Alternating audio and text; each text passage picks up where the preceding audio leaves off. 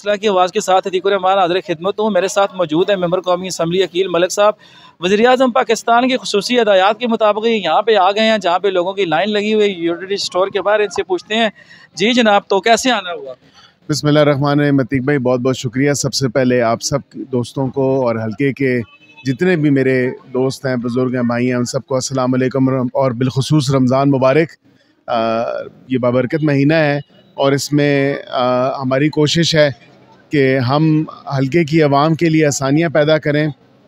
बाकी वज़ीर-ए-आज़म पाकिस्तान जिस तरह आपने ज़िक्र किया, मियाँ मोहम्मद शहबाज शरीफ साहब ने 7.5 बिलियन रुपीज़ से लेके 12.5 बिलियन रुपीज़ तक जो रमज़ान पैकेज में जो सब्सिडी थी वो दी है, जिसमें 10 रुपये आटे पे कमी हुई है, 10 रुपये चीनी पे कमी हुई है, 10 रुपये तेल पे कमी हुई है। और इसके अलावा जो रमज़ान निगहबान पैकेज है वो भी पंजाब हुकूमत की तरफ से आ रहा है। तो पंजाब की तरफ से मुख्तलिफ पैकेज है जो बिस्प बेनज़ीर इनकम सपोर्ट प्रोग्राम और नादरा की लिस्टों पे मुश्तमिल, गो कि शायद मैं इससे 100% एग्री नहीं करता, क्योंकि वो लिस्टों में खासी ख़राबी है, खासी खरामी है, खामियां हैं जो कि मुस्तहिक लोगों तक नहीं पहुंच रहा। और मैंने आला हुकाम तक और अपनी पार्टी की क़यादत तक, गो कि वो पंजाब में हो या वफाक में हो, मैंने उन तक ये बात पहुंचाई है कि लिस्टें ख़राब बनी हैं। मेरे हल्के की आवाम जो मुस्तहिक लोग हैं उन तक ये राशन नहीं पहुंच रहा।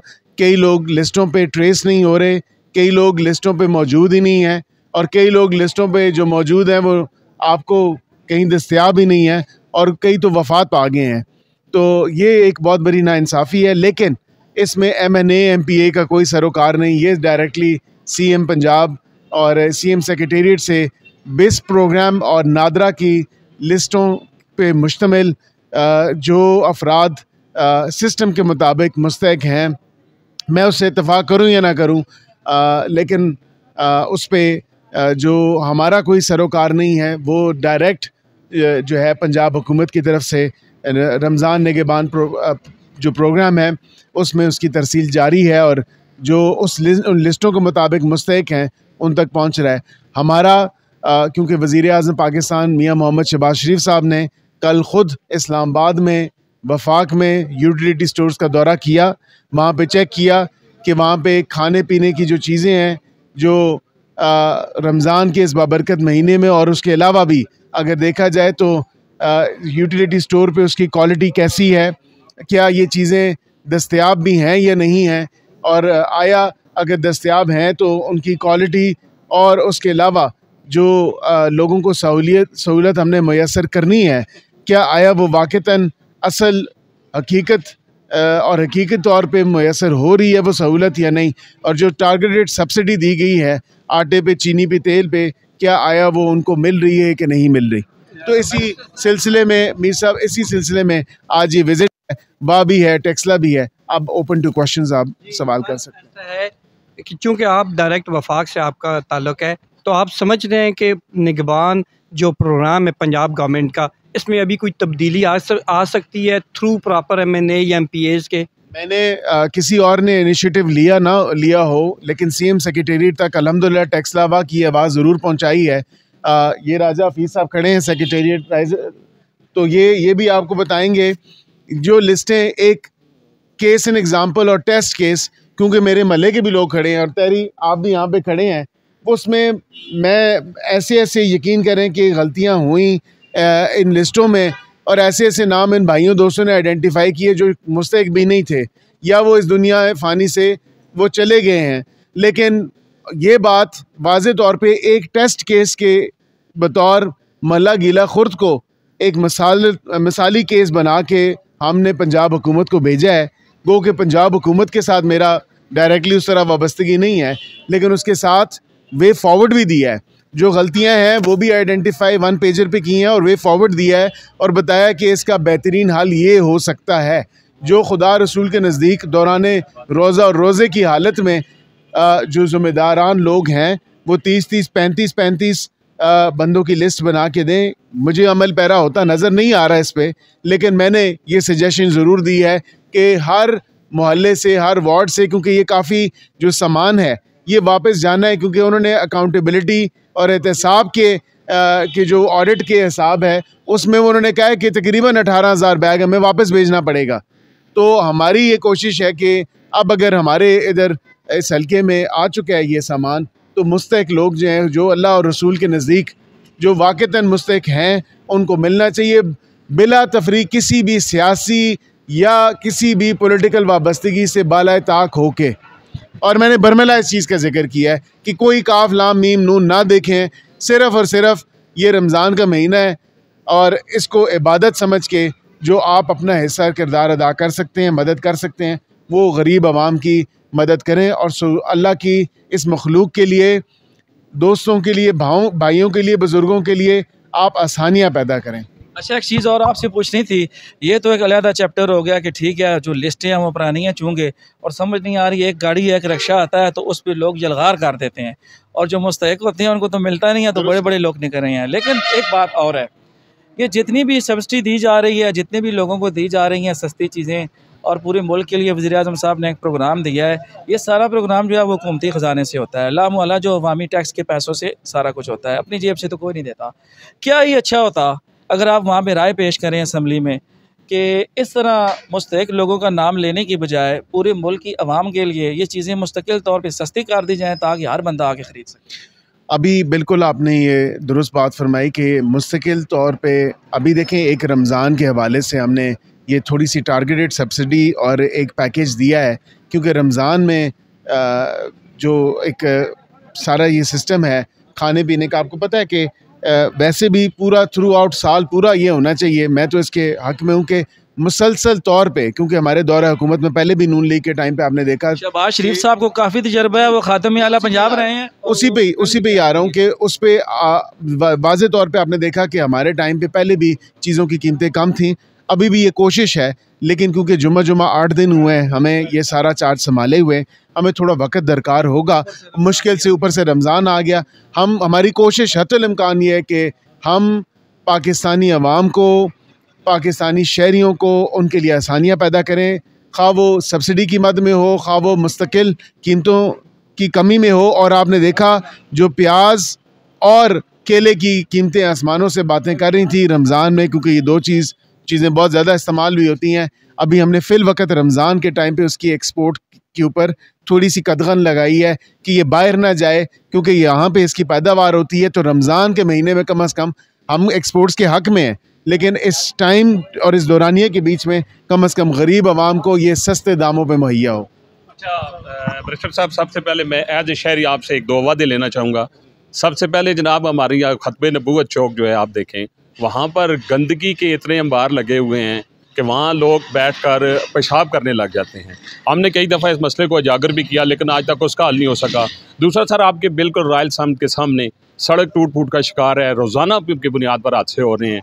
तो एज एक भाई, एज एक हमारे MNA, आप मुझसे आज ये वादा करें कि ये दो मसाइल, और तीसरा लोग आपको मुसलसल तीसरा दिन है, ये जो ट्रैफिक है, हैवी ट्रैफिक, ख़ासकर रमज़ान के औकात में, अफ्तारी के औकात में बहुत ज़्यादा हो जाती है, लोगों का अपने घरों में पहुँचना मुश्किल है, ख़ासकर आपके आबाई जो घर हैं वहाँ पर। तो उसके लिए आप कोई इक़दाम कब करेंगे? चौथा तो सना मरने वादा आया यार, मैंने बढ़ने तो बाद तो जब मैं अभी ये मैं आपको तीनों चीज़ों, चारों पे आपको मैं बताता हूँ। मेरी CEO साहब से मुलाकात हो चुकी है, इस बारे में मैंने उनसे डिस्कशन भी की है। एक प्लान हमने मुरतब दिया है, लेकिन अब वो ऑपरेशन, जब आपने देखा कल ये परसों ऑपरेशन हुआ, तो वो रेडियो वाले सारे मेरे पास आ गए। वो कहते हैं रमज़ान है, हमारे रिज़्क पे आप लोग डिस्टर्बेंस रमज़ान के महीने में कर रहे हैं। उन्होंने कई लोगों ने बददुआएं भी दी, सारे मामलात। वो वोटर सपोर्टर भी इस शहर के रहने वाले, उनको मैंने कहा देखें ये ताली दो हाथ से बचती है, आप लोगों के लिए अजियत पैदा कर रहे हैं। रोड पे मैं भी जाता हूँ, आप जैसे भाई भी जाते हैं, ये लोग भी सारे जाते हैं। आप रेडी लगाएं, रेडी लगाने से वो एक सिस्टम हम तश्कील दे रहे हैं कि जो एक जगह मुख्तस करके उसको बनाया जाए। लेकिन जो रेडी आप रोड के बीच में, एक सेकंड खामोशी प्लीज़ इख्तियार कीजिएगा, रोड के बीच में आप जो रेडी लगाते हैं, उससे मुझे भी तकलीफ़ है, आपको भी तकलीफ़ है। तो मेहरबानी काम नहीं कर रहा, हमारा भी थोड़ा ख्याल करें। ऑपरेशन हुआ, उससे थोड़ी सी बेहतरी हुई। ये बात जो आपने अभी उजागर की है कि जो हैवी ट्रैफिक के औकात हैं वो 5 बजे के बाद ही होते हैं, लेकिन ये है कि क्योंकि रोज़े का टाइम होता है, इसको कम से कम ये है कि 7 बजे के बाद अगर 7 बजे से शुरू कर दिया जाए। मैं इस पर भी AC साहब से और DCO साहब से मैं ज़रूर बात करूँगा, और मैं ये अभी नोटेशन कर लीजिए, मैं उस पर उनसे मैं बात करूँगा। मैं आ रहा हूँ सर उसी पे। ख़त्म नबूवत चौक पे आपने जब कहा एक ब्यूटिफिकेशन की जो ड्राइव है जिसमें बाशमूल अंडरपास, आपने देखा होगा बाकायदा तौर पे मैंने ज़ाती तौर पे मैंने गाड़ी भिजवाई के बाशमूल मेरे भी जो बैनर लगे हैं, जो गंद हम लोगों ने इलेक्शन के टाइम पे की, जो हमने बैनर शैनर लगा के इस शहर को ख़राब किया है, अब वो दुरुस्त भी तो किसी ने करना है। मैं भी बैनर लगा जाता हूँ, दीगर भी सियासी बैनर लगा जाते हैं, लेकिन साफ़ करने की तौफीक अल्लाह ताला ने शायद किसी को नहीं दी। मैंने स्पेशल अपनी गाड़ी भिजवा के CO साहब के साथ कोऑर्डिनेशन, उन्होंने कहा हमारे पास गाड़ी मौजूद नहीं है, मैंने वो तमाम तर बैनर्स उतरवाए।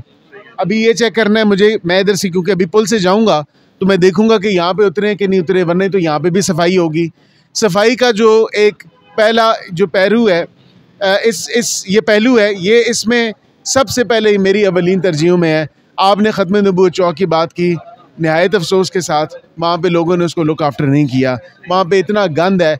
मैंने CO साहब से मीटिंग की है, इसको RWMC से हम बातचीत कर रहे हैं, क्योंकि हमारी गवर्नमेंट, पंजाब गवर्नमेंट का भी ये प्रोग्राम है साफ़ सुथरा पंजाब और साफ़ सुथरे पिंड और साफ़ सुथरे शहर।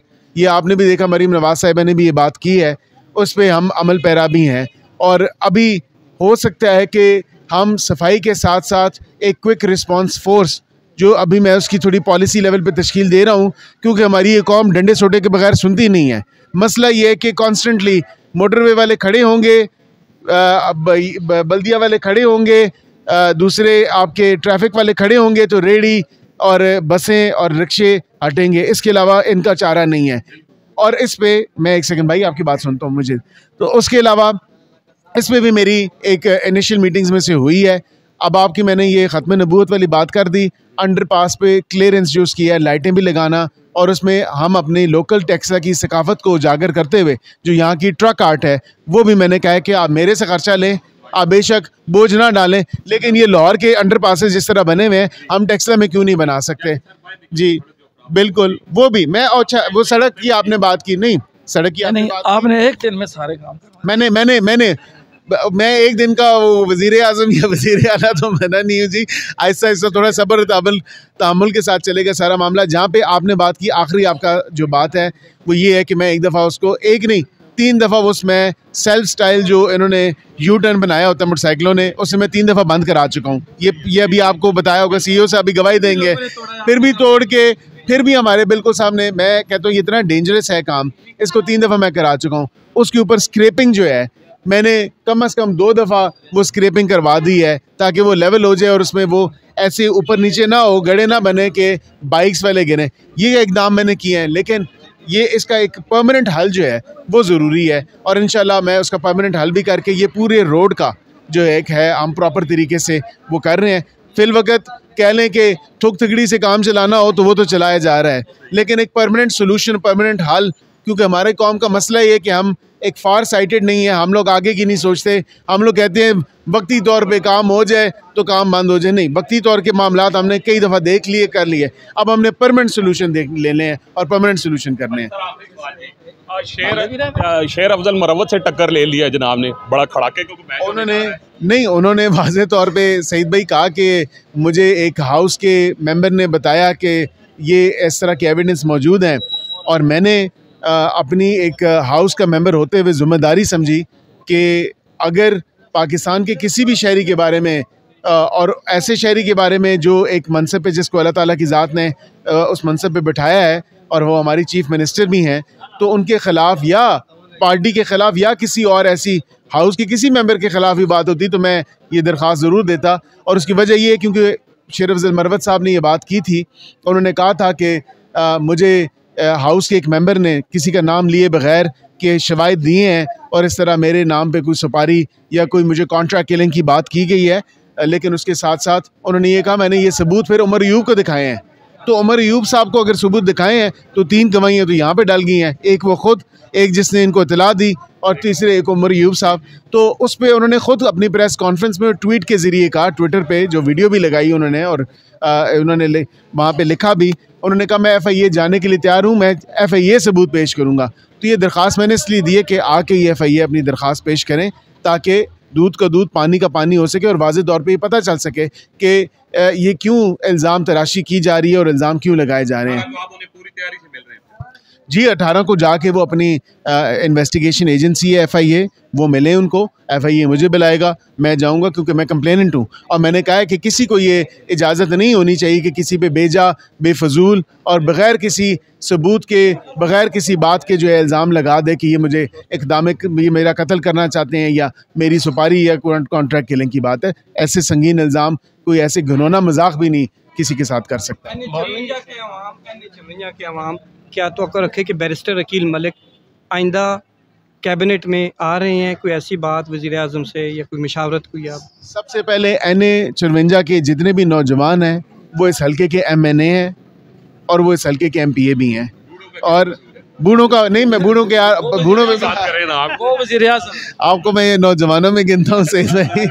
तो मेरा क्योंकि नौजवानों से वादा था और मैं नौजवानों की ज़्यादा नुमाइंदगी कर रहा हूँ, तो बूढ़े जो हैं, बुज़ुर्ग हैं, हमारे लिए नायत काबिल एहतराम है और हम चाहते हैं कि उनकी रहनुमाई में हम जो है अच्छे फ़ैसले, मुस्बत फ़ैसले करें और उनकी जो गाइडेंस होगी उनको गाइडेंस को साथ लेकर चलें और इस हल्के के जो मसाइल हैं उन पे बात भी करें, काम भी करें और उनको रिज़ॉल्व भी करें। जहाँ तक आपने कैबिनेट की बात की, इंशाअल्लाह ताला रमज़ानुल शरीफ के बाद अल्लाह ताला की ज़ात इस दुआ को भी कबूल फरमाएगी। हल्के क्योंकि आवाज़ खल्क नकार खुदा होती है और ये इधर नहीं, ये पूरे पाकिस्तान की आवाम कह रही है कि इस हल्के की नुमाइंदगी बग़ैर किसी पोर्टफोलियो या कैबिनेट में होने के ये अधूरी होगी। तो इंशाल्लाह अल्लाह ताला की ज़ात करम करेगी।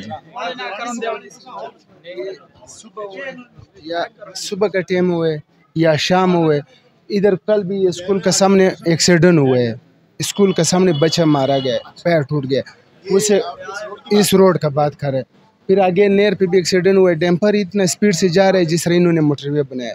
देखो इधर बच्चे आते हैं, जनानी आते हैं, कोई दौड़ने वास्ते आता है, कोई बुजुर्ग होता है, वो दौड़ तो नहीं सकना।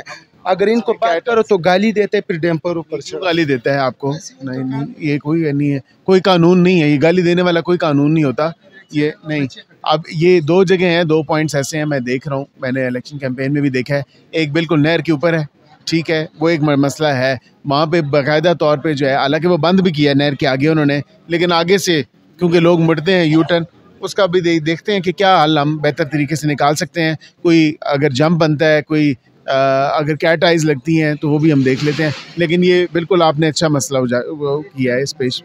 अब मैं थोड़ा सा देख लूँगा।